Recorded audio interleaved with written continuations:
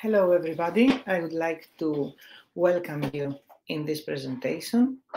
The purpose of this presentation today is to discuss a couple of things about the preventive medicine for women, and in other words, the importance of the annual gynecological examination. My name is Vaidakis Dionysios, and I'm obstetrician-gynaecologist and clinical assistant professor, associate assistant professor in University of Nicosia. The importance of prevention and to prevent a disease, it's something it was already known by the 2,500 years ago from Hippocrates, who stated that it's better to prevent rather than to treat. Prevention, it's not something very simple.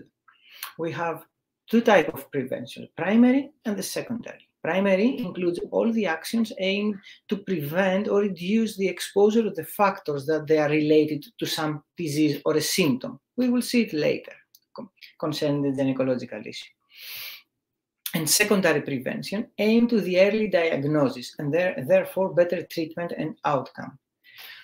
Let's see now how these two types of prevention can fit in the gynecological examination. First of all, a lot of people believe that annual gynecological examination is only the pap smear for the prevention of cervical cancer. It's not like this. Annual gynecological evaluation include, of course, counseling, practically health education. So we educate our patients about important things like sexually transmitted infection, contraception, and other hygiene, how to maintain their hygiene, etc. Screening examinations, for example, pap test or mammography. Gynecological examination, which includes the bimanual gynecological examination, plus the transvaginal ultrasound, which allow us to see uterus, ovaries, and the pelvis in general. Also, part of the annual gynecological examination, it is the breast examination, and special examinations also that related to a specific condition, patients with specific condition. We can add a few things in this annual gynecological examination. It's very important to state that the concept of prevention is not just about cancer. Prevention includes everything that can be prevented. So the annual gynecological examination is not only to prevent cervical cancer, but also it is responsible for the early diagnosis of other gynecological malignancies like endometrial cancer or ovarian cancer, for example, early diagnosis of benign conditions, or early diagnosis of infection like sexually transmitted infection, for example, and of course, contraception. Let's see now the importance of the cervical cancer prevention. Cervical cancer can be prevented with either primary or secondary preventive methods, but let's see why it's so important. Before we do this, a few things about the anatomy. Cervix, it is the lowest part of the uterus, which is part of the internal genital organs. Other genital organs are the fallopian tubes, left and right, and the both ovaries. Also, cervix, it is the organ that is between the body of the uterus and the vagina. The importance of the cervix is practically to keep the embryo inside the endometrial cavity during pregnancy. And when the baby is mature enough, it dilates and we have the labor. Let's see now a few epidemiological data concerning cervical cancer. As you can see here, cervical cancer, which is this, it is the most common gynecological cancer worldwide. The problem with cervical cancer is that it is related with younger ages. So we can see that the majority of the cases appear within 35 and 54 years old, with average age 49 years old. So they're quite young. Also, another thing is that the 5-year survival rate of the cervical. Oh, I'm sorry.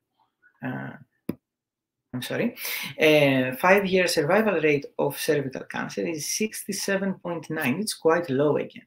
Now, let's see again the same statistic, but not for the world, but for the Western countries. We can see that the cervical cancer, it is in the 7th position, so much lower.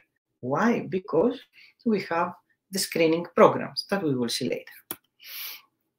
Another very important thing, it is that even the 5-year survival rate based on states, so if we have a localized disease, it's up to 91%.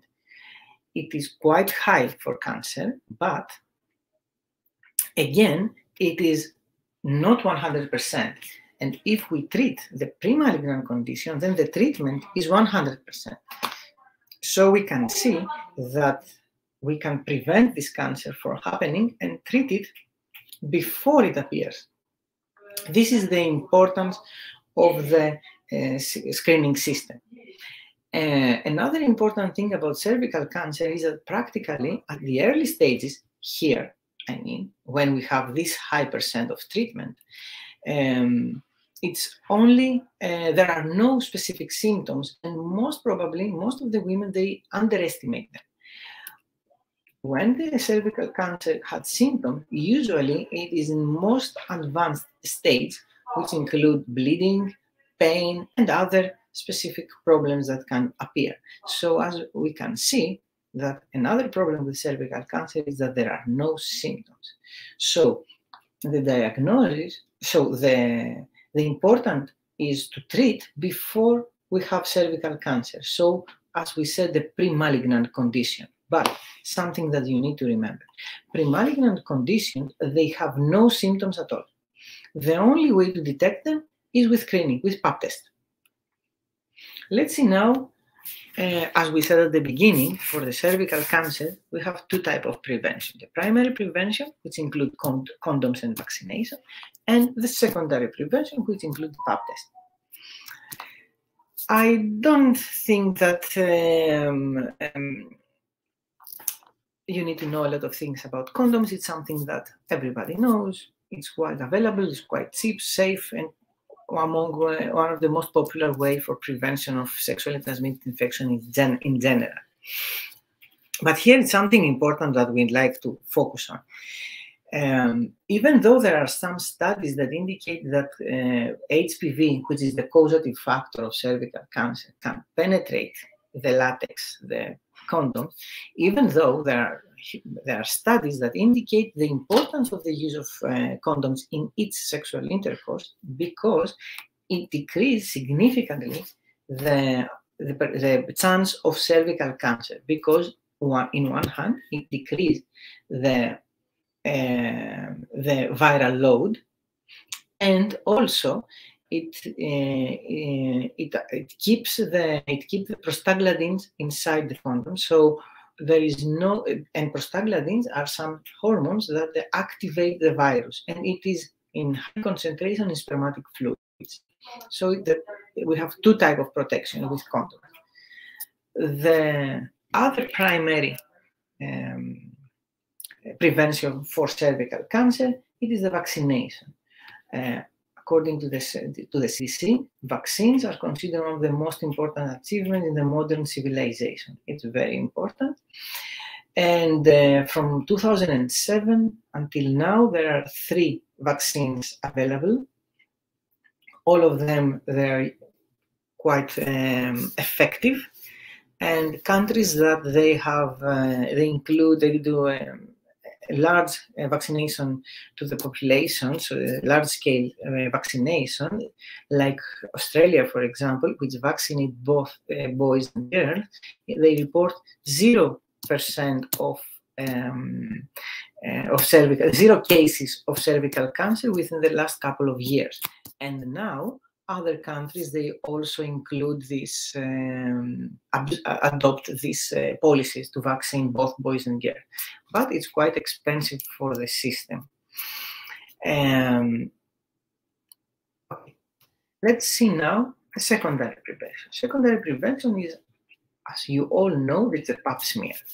Pap smear, it developed in 1928 from Dr. Papanikolaou in the United States, and the first screening program developed around 1940. During the 1940s, cervical cancer was one of the most common, it was the most common gynecological cancer in the United States. Right now, cervical cancer is almost, United States, they reported approximately, I think it's like 6,000 cases, and out of them, 3,000 deaths from cervical cancer. If we think, in half a billion that they are the people in the United States, you can see that it's a very, very low percent. What is the pap smear? Pap smear is a very simple screening test, so it's not diagnostic test. We do it just to divide the population in low risk and high risk. What is the procedure?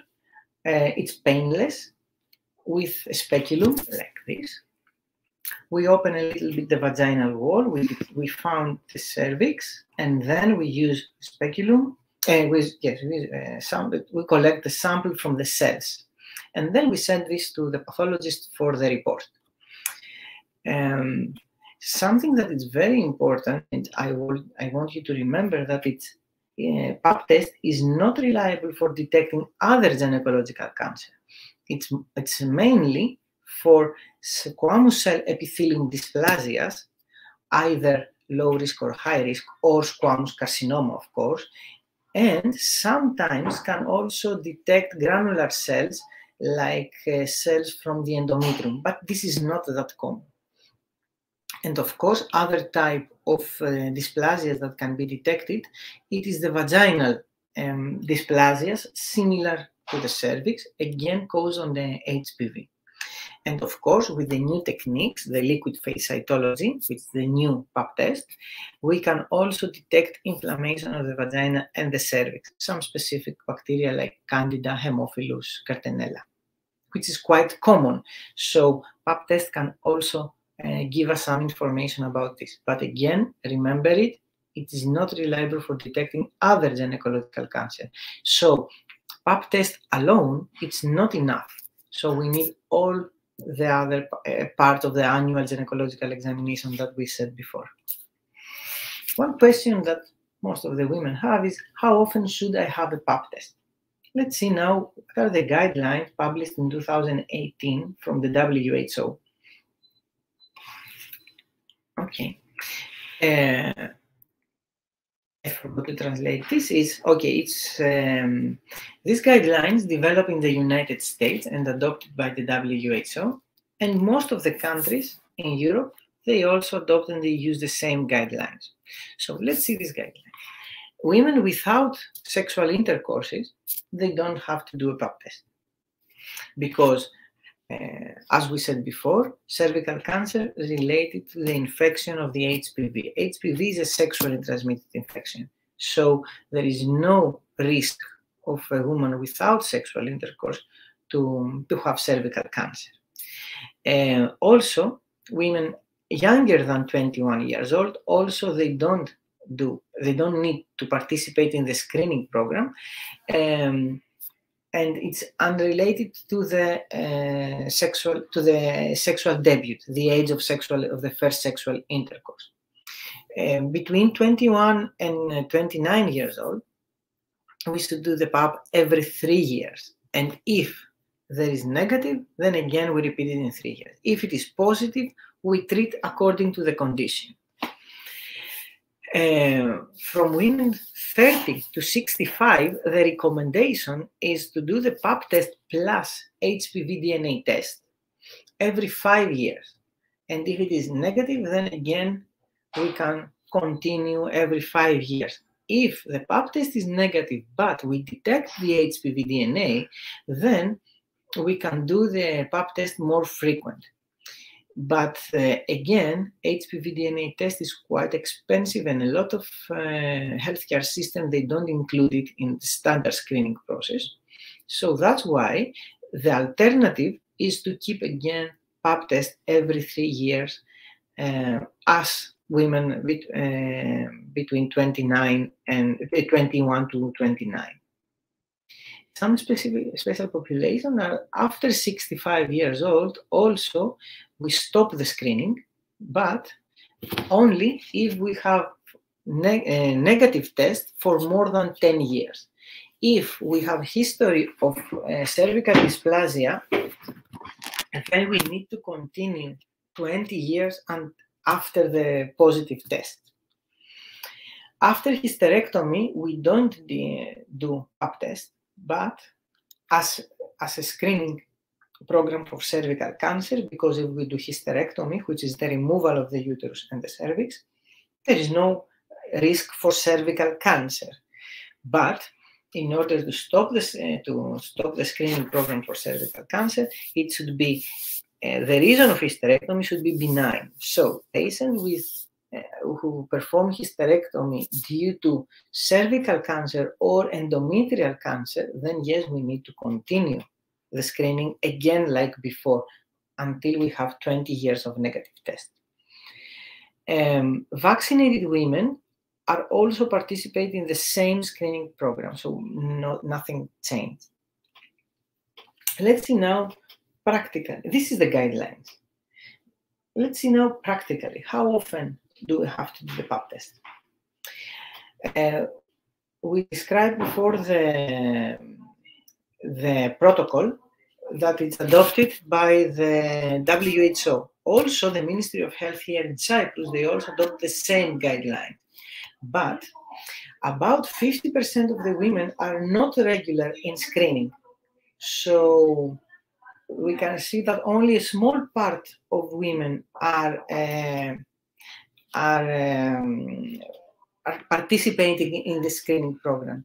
And also, there is no alert or reminding system in Cyprus, and these guidelines, as we said before, it's the United States guidelines, are not adapted to the Cypriot data and the needs of the population.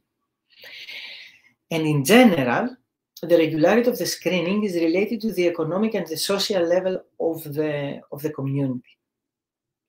Here in Cyprus, something that is very important to remember is that the majority of the screening, it is done by the individual needs. So a woman, as a person, will contact a doctor and ask for a pap test for screening for cervical cancer. As we said before, the guidelines that we described before, it is balance between cost and benefits. So practically, if we do pap test every 3 years, we know that we're going to miss some cases. In the United States, they balance it and they said that they can accept these cases. But if the screening is a private, so a woman will call the doctor, you can understand that I cannot tell her, like, I'm sorry you have a cervical cancer, but you are an acceptable percent. So this is out of question. This is why in Cyprus, it used to be pap test every year in order to ensure that we will attend this specific person every year, and we will perform also the full gynecological examination for the benefit that we will see in the next slides. And also, we decrease significantly the chance to miss one dysplasia or one case of cervical cancer. So far, we discussed about the prevention of cervical cancer, which is one of the major part of the annual gynecological examination. Let's see now what other diseases we can prevent with annual gynecological examination. It is the early diagnosis of malignancies and benign lesions. Let's see now what malignancies can be diagnosed early. And it's very important again to remember, early diagnosis is equal to early treatment. Early treatment is mean better outcome. We can, with the annual gynecological examination, we can detect quickly and diagnose the endometrial cancer. There are a lot of techniques we can do either with the assistance of the transvaginal ultrasound or there is a very simple technique that we can take a sample, a biopsy from the endometrium, office-based. So these two tools give us the ability to diagnose endometrial cancer early, even before the symptoms appear.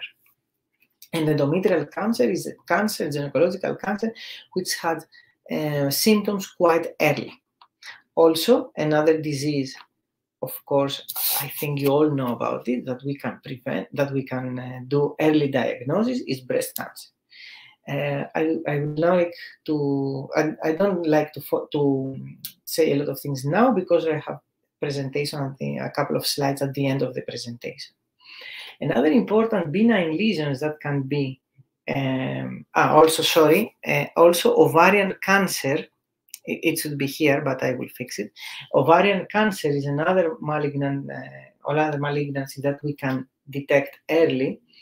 Unfortunately, ovarian cancer is a cancer that we cannot predict. So even if we do often ultrasound, we will have already advanced stage at the time of diagnosis, but with the annual gynecological examination, especially among women that they have some cyst or something that we observe, that we follow up, then yes, as soon as we notice a minor change, then we can proceed to a removal of the cyst. So practically early diagnosis, so early treatment of the ovarian cancer. Other lesions, benign lesions, except of the ovarian cyst, it is the fibroid. Fibroids are not life-threatening condition. Most of the women, they have fibroids. But what is the important? If we detect a fibroid, a small fibroid, and we remove it, then we preserve the anatomy of the uterus. If we treat a larger fibroid, then though, it can destroy, it can alter the normal anatomy of the uterus. So the problem in this case is it will be like problem in the fertility. So you see that apart from malignancies and cervical cancer, also it is very important to do follow-up, early diagnosis and follow-up of benign lesion. It doesn't mean that we need to treat all the benign lesion, but if we know, we can have a better follow-up. As we said at the beginning, prevention is not only about massive, benign, malignant, or cervical cancer, but also we can prevent the sexually transmitted infection. How can we prevent? As we said before, one important part of the annual gynecological examination is education. So we can educate our young patients about the importance of use of condoms, which protect for the sexually transmitted infection. But let's see now, what are the sexually transmitted infections? A term that we don't use it any longer, and most probably all of you know, which is sexually transmitted diseases. We don't use this term any longer, we use the sexually transmitted infections. So practically, there are infections that are transmitted from person to person through human sexual intercourse. It can also be transmitted during childbirth or from needles, but mainly they are transmitted with sexual intercourse. STIs are a major public health problem for many reasons. And the important thing is that it spread a lot because most of them, they are asymptomatic. Of course, it is less of a problem compared to 100 years ago or before the development of the antibiotics, but it's still a growing problem because one of the characteristics of our society is that we have our society is highly sexually active. So if there is no protection, then also we have spread of the sexually transmitted infection. Each year, all the sexually transmitted infection increase in numbers, in percent, in the incidence of all sexually transmitted infection increases. Even diseases like syphilis, which most of the countries, most of the European countries at least, they don't have. Right now, it is again an increasing and public health issue. The goal of early diagnosis of sexually transmitted infection is, of course, treatment before we have the development of complications, screening, which give us the possibility to screen high-risk population, and by meaning high-risk population, it's the population that they have a high-risk sexual behavior. It means that they have the tendency to change a lot of sexual partners and to have unprotected sexual intercourse. And the purpose of screening is also to screen all the contacts.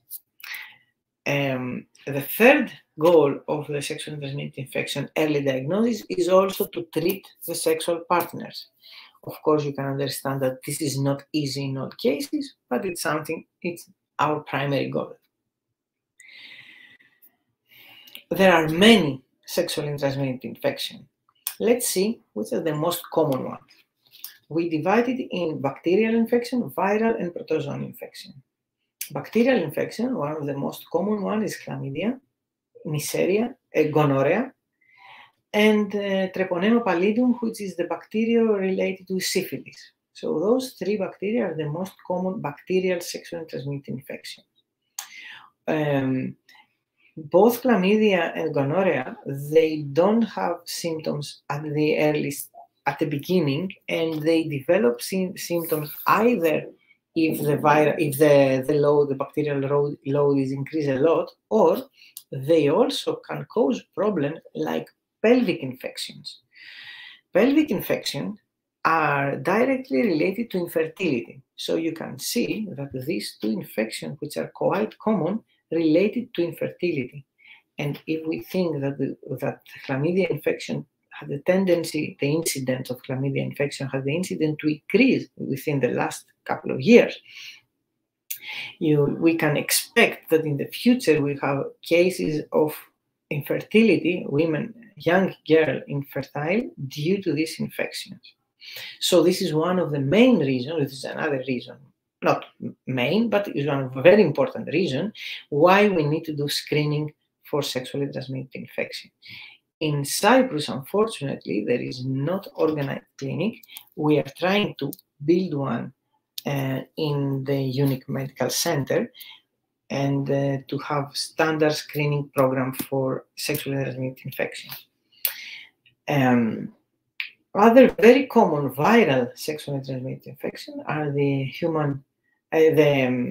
hepatitis B virus, hepatitis C virus, herpes simplex, the virus is related to the herpes, HIV, the virus that causes the AIDS, HPV, it is the virus that is related with the cervical cancer. We saw it before, and the virus related to mollusca contagia, which is it's a skin disease. It's not important, but it's very, very contagious. This is the problem. And at the end, we have the protozoan infection, which is quite common, which is the Trichomonas vaginalis. So those are the most common sexually transmitted infections that we can find in our society, in Western society. And it's very important to remember that the most common sexually transmitted infection, it is the HPV virus, which is related to the cervical cancer. And this is another reason why we need to do the cervical cancer screening.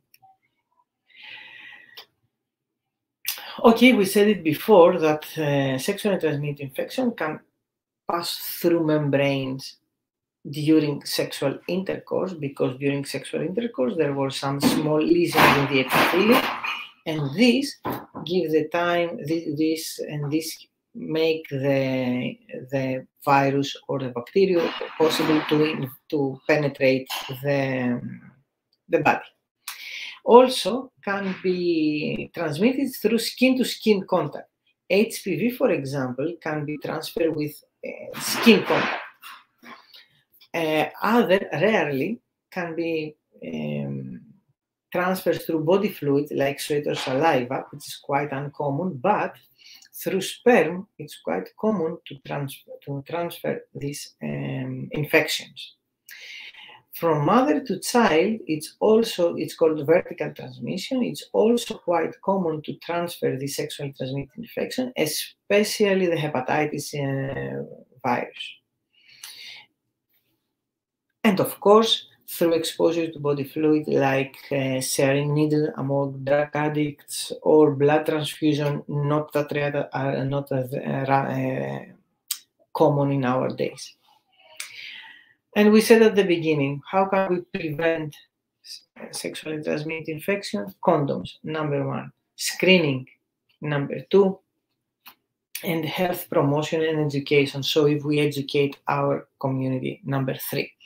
It's very important if we keep these 3 easy things, condom, screening, and education, we can decrease the incidence of the sexually transmitted infection. At the end, we have a very important part of the annual gynecological examination, which is the breast examination. Breast examination actually practically is performed once per year during the annual gynecological examination, and we examine all part of the breast. It's very important to remember that the breast tissue is up here, which is the tail of the breast. We have either the examination that is performed in the office from the doctor, or the self-examination. The self-examination practically performed once every month, specific day of the menstrual cycle. The idea is that examine the whole breast tissue like this. It's indicated here. It is important to remember that the purpose of the self breast examination is not to set the diagnosis. This is a doctor's job. The purpose of the self-examination and the importance of the self-examination is that if a woman does this every month, at the end, she will learn her breast. So if there is any problem related to something changed, then she will detect it early. So let's conclude. Let's take it always in consideration. So physical examination once per year during the annual gynecological examination, or in some countries, that mastology it is a separate specialization. 1 year physical examination once a year, either from gynecologist or from mastologist. Self-examination once per month, specific day of menstrual cycle, and in postmenopausal women in a specific day of the month. Mammography, here it is it's an issue. Most of the medical societies indicate that mammography should perform annually among women, or every 2 years among women that they are in a very low risk for breast cancer. On the other hand, the government and the Ministry of Health of many countries, they say that the mammography should be performed every 2 to 3 years. Again, here, practically, the common practice is to do the breast examination annually after 40. In Cyprus, and with the ESC system, we do the breast examination in Cyprus. So through the frame of the ESC, we can do the mammography only under specific indications. So if there is a problem in the breast, or if we have a patient with high risk family history. And the rest of the screening for breast cancer, it is organized by the Ministry of Health. So among women that is 50 to 70 years old every 2 years. Breast ultrasound, it is upon indication, not as a screening. So it is important to remember that breast ultrasound is not part of the screening program of the breast cancer. Screening of the breast cancer include physical examination plus mammography. And if we find something either in the physical examination or in mammography, then we will ask further tests with breast ultrasound. And as you can see here, both the official anti-cancer society network of the United States and the American College of Radiologists in the United States, they suggest that the frequency of mammography should perform annually after 40. Thank you very much for your attention. I hope you understand, and I'm happy to. I hope you understand the importance of the annual gynecological examination. And if you have any questions, I will be happy to answer them. Dr. Vaidakis, hi. We have one question from Mr. Mohammed. Yes, on YouTube. Mm-hmm. What do I tell to women about their HPV results? About? The HPV results. Actually, what do I tell women about their HPV results? I think when you announce you tell the results, the positive or negative, especially maybe the positive results to the women. I think I understand the question. Is very good, but okay. As we said before, HPV is one of the most common sexually transmitted infections. So practically, if we have a pap smear that is HPV positive, it does not give us a lot of information. The important, and as you saw also in the guidelines, it is HPV, the presence of DNA, of the HPV DNA, plus dysplasia.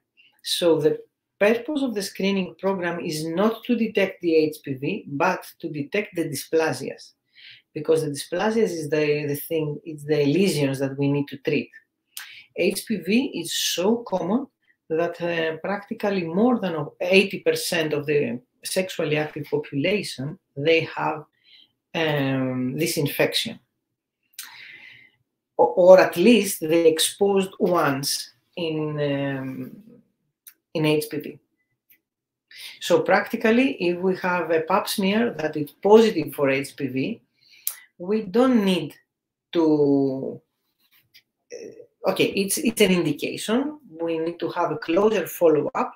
We need to recommend some lifestyle changes, but practically it is something that it's not our primary concern. Our primary concern is the dysplasias, not the HPV. Thank you, Dr. Vaidakis. We don't have any other questions. Okay. So, thank you very much for your attention. I hope you agree with me at the end of this presentation of the importance of the annual gynecological examination. And I will be happy if you have any question you can send in a mail or anything. Thank you very much again for your attention.